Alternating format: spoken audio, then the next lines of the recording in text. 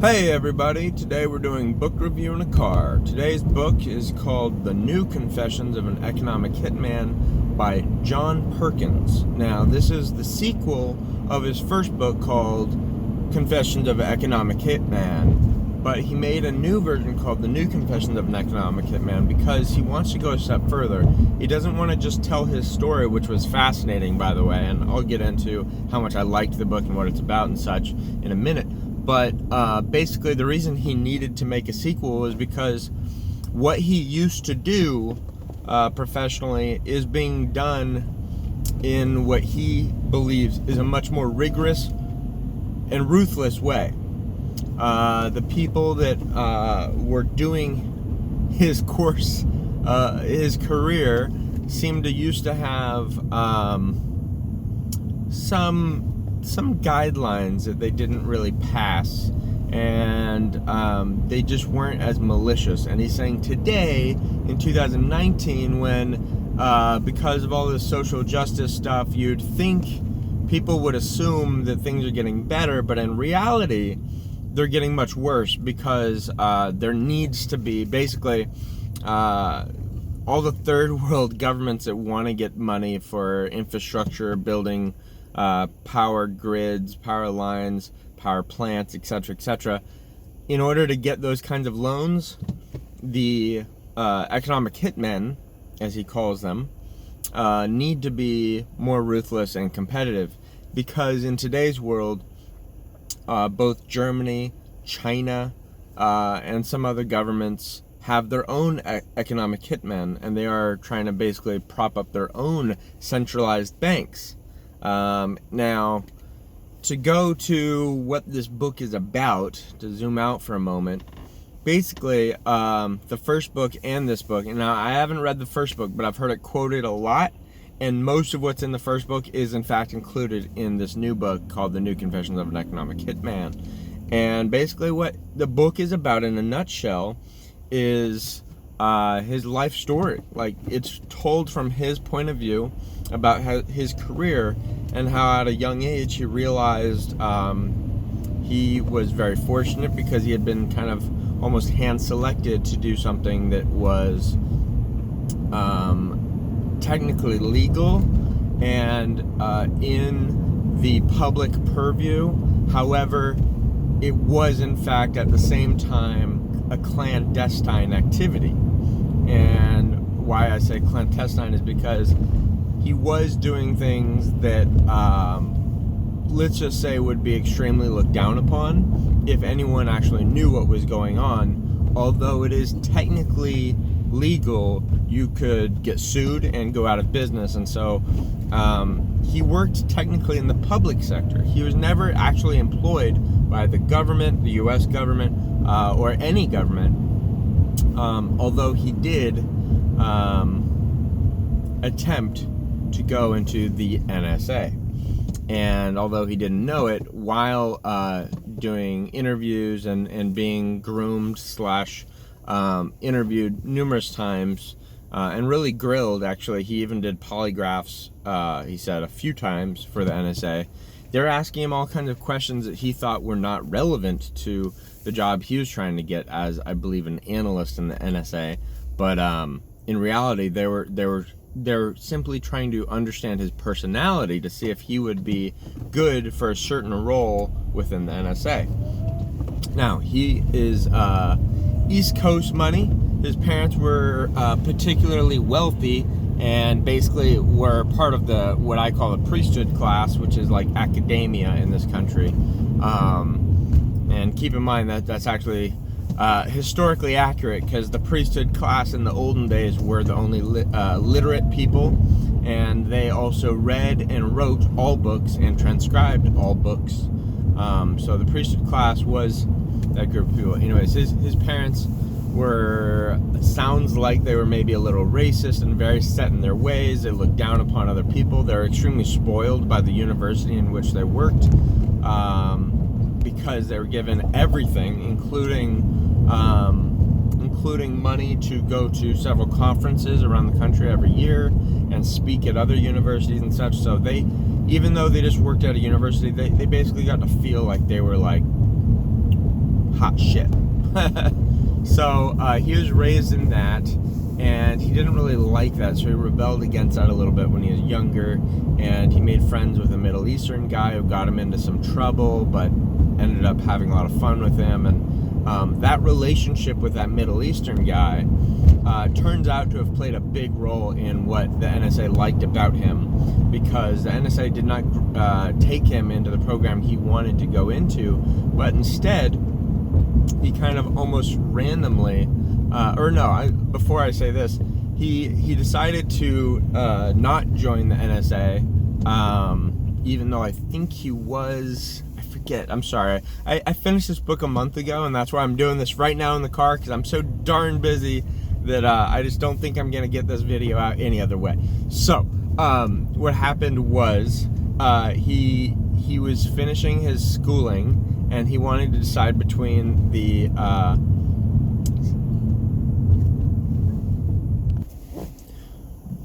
Peace Corps and the NSA, and because of some things he had heard from his Middle Eastern friend and others, and people that were, you know, very well-to-do parents of women that he was interested in, he decided it would be better to go into the Peace Corps. So he went to the Peace Corps, and he had learned Spanish already, and he wanted to make a difference, like so many. And while in South American Amazonian countries, he learned how big oil, the oil industry, kind of ruled the world, in fact, and financially they kind of ruled the world. And so that was interesting to him, and he learned a lot, and he learned a lot of skills with communicating with, basically tribesmen, dealing with riots, dealing with local government, mafia, mafiosos, and like really, he got a really interesting life experience there, because he found a way to circumvent corrupt politicians and the mafiosos, and make the common folk very happy, because they're able to start selling things that they're making at a reasonable price, rather than a tenth of the price that they should have been selling them for, because they were forced to by the mafiosos. So this isn't a Peace Corps. And obviously when he came out of that, he finished his degree at that point, at which time he got approached basically with jobs thanks to his new father-in-law. He had married a woman that he had worked with in the Peace Corps, that was it. Like he had done, just, he knew the right people. He's East Coaster. He's an East Coast, fellow. So he had all these connections, and honestly, he admits that it's really no work of his own doing that got him where he was. It was mostly connections, and the fact that he applied to the NSA, and he worked for the Peace Corps, and he had a friend with a Middle Eastern guy that meant something, and those things all culminated in the NSA kind of approving him to work in the private sector for them. And it's really the CIA that was really running this kind of operation. But what was happening was, basically, economic hitmen go around the world, and they go to third world countries and even second world countries, and they basically make load reports for energy demand over, a 30-year period or something. And that's one job. And then another job of another consultant, which was John's, is to make projections. And so he became an economist, a very well-known economist, by the way. And it's funny because, honestly, throughout the book, he mentions that, like, he learned how to do this outside of school. Like, he had no, like most jobs these days, he knew nothing about this job from schooling at all. And what he did instead was basically go to the library and just soak up information, tons of information about countries and economics, and how to write basically economic reporting and projection reporting, more importantly, and basically how to make that sound intelligent. And so he must have been a good writer, I think, because I'll give him that, because he basically says he quickly, in extremely short amount of time, went from being the newest, hot shit at his private consulting firm, to being a partner. So he was a part owner within, I think it was 5 years at the company, which is a very short amount of time to become a part owner in a pre-existing company. Usually, with law firms and such, medical practices, they make you hate life for a decade to 15 years before you're a partner. And obviously it varies, but the whole point is that if they know having partnership is something that they can dangle in front of you and basically taunt you or bribe you or entice you with, then they're going to really milk that and make you do a lot of hard work to get it. So anyways, he was good at it. One of his first jobs was in Indonesia, and he did many jobs in South America, the Middle East, and especially the Middle East, by the way. And within a short order, he was like writing books about that, and he quickly started becoming depressed because he knew what he was really doing. He had a CIA handler during his training who taught him how to do the job, by the way. I forgot to mention that. So how to do the job was not just books. He did not know. He was groomed and taught how to do this. He had allegedly, he does not come out and say it, but it sounds like his CIA handler also had a sexual relationship with him. It was a female, and it's just really interesting to hear his life story. So the interesting thing about this book is that you really understand a global purview finally, and this book is just so fascinating and well written, and really just, it's like the book was a box of puzzle pieces to a puzzle I've been constructing for years, reading other books about how the world works. I'm talking about None Dare Call Conspiracy, The Creature from Jekyll Island, Who Rules the World, you name it, Operation Gladio, you name it. Just all these things are like boxes of puzzle pieces making this grand puzzle that helps you understand the world in which you live. And this particular book was a bunch of really key pieces that helped glue things together for me, because in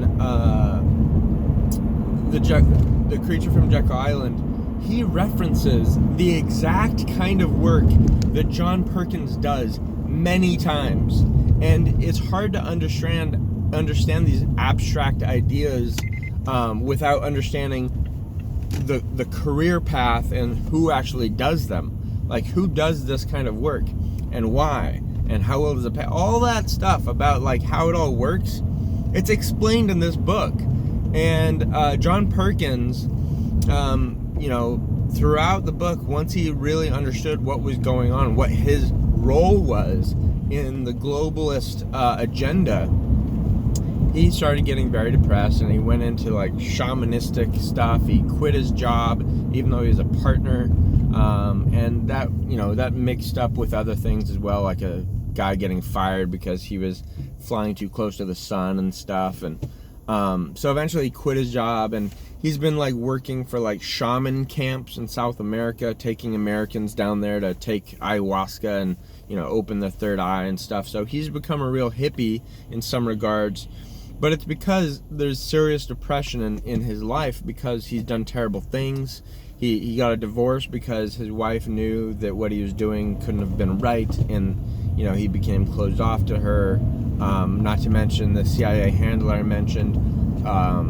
That was during he was already married at that point, so he had an affair, etc., etc. But he lived an extraordinary lifestyle. He's living in 5-star hotels all over the world, mostly when he was away from home, and got to meet top executives and rulers of the world from all over the Middle East, Indonesia, and South and Central America, especially South and Central America and in the Middle East. He met seriously like top politicians, rulers, and got to have relationships with some of these people. And some of these people were good people. They're patriots. They believed in their country. And as a minarchist and a nationalist, in the sense that I do believe every person born anywhere should love their country, because if you don't love your country, you don't have a country, if too many people agree with that. And that's one of the biggest problems America faces today. But going back to the book, some of these people, these rulers that were nationalists and loved their country, they're patriots, they ended up getting assassinated by the CIA. And what he calls the CIA assassins jackals. He is the economic hitman, and if he can't get the job done, the jackals come, and they will kill anyone who does not accept these insane loan terms. Now, quickly I'll do an overview of how it works, but basically, there's the load report consultant that I mentioned already, who makes a draft of economic demands of electricity mostly, and what that electricity means for the country as well. And then he comes in as an economist and says, having a power plant, this infrastructure, power lines, a grid that extends this, this way and that way, yada yada, will bring in this kind of capital investment from other countries, as well as businesses starting and blooming here. And you can see all this growth because infrastructure is what is needed for businesses to thrive. This is all true. Here's the catch: it's a farce, because the consultant that does the load consulting, his job is to make the demand for energy basically inflated, and his job, John's job, is to say that you will have extreme wealth and infrastructure blooming, and foreign investment if you get this stuff. And the stuff is always power lines, power plants, power grids, hydroelectric dams, nuclear, you name it. It's always that stuff. So they're a consultant firm. They don't build anything themselves, not really. They have engineers that help design them, but basically it's all just consulting work. But they are in fact a part or an arm of the World Bank and the IMF, because the money comes from them. Okay? So that's the crazy thing, is that these people are in fact, they don't have the money themselves to loan. They loan it from the World Bank, and they just, they basically underwrite the loans. So they're a huge component to the World Bank. And again, it was like reading this book was like having a whole bunch of puzzle pieces filled into my book that helps me my puzzle that helps me understand this crazy world around us. So I can't recommend this book enough. If you've already read The Creature from Jekyll Island, None Dare Call Conspiracy, those two books alone, read those two books in the None Dare Call Conspiracy and then Jekyll Island book, and then read this third, and you will understand the world around you 1,000 times more than you already do. And man, this book is just fascinating. And in closing, I will say that John is clearly very distraught. I think he's had 2 divorces now, and as of this moment, because this book is fairly recent, I believe he is single, and he is, doing all this ayahuasca stuff for people. He's helping with this shamanistic revivalist movement, and honestly, I think he's depressed because he knows he's done terrible harm to the third world, because the loans that he helped underwrite were farce. They were hyperinflated. The interest was way too high. The World Bank wants these countries to be in perpetual debt forever, paying interest and never actually paying off the actual loan. So when they finally default on these loans, instead of letting them default, the World Bank just rewrites it. They renew it basically at a lower interest rate, or they forgive a certain amount of the principal debt. So basically the job of economic hitman is to keep the whole world in perpetual debt and slavery to the World Bank. And the World Bank is based in the United States because we have the strongest military. It's the safest place to be based out of. So effectively it looks and feels like the United States rules the world, but in fact it is globalist forces that are not tied to any particular government. So this is really a fascinating book. You can learn so much. I highly recommend it, and it will really help you understand the world in which you live. And right now I am driving on the Golden Gate Bridge. This is my commute to work nowadays, guys. Anyways, thanks for watching. I hope you learned something, and I hope you read this book. I think you'll really love it. Last thing, honestly, John Perkins, somebody was gonna do the job if not you, so I think you should be able to forgive yourself, but again, it was you. And I think you're also depressed because you know that as a white man from the East Coast, the money that you earned while doing your job was like not real money. You are being paid just enormous amounts for some of the easiest work in the world, and you're being paid extremely handsomely outside of your salary. Outside of your salary, you're being comped ridiculously awesome stays in amazing hotels and such, and I think that's why you're so depressed, is because you know that you're doing bad things and being paid so damn well for it because you're from old money, working for globalists, evil elites.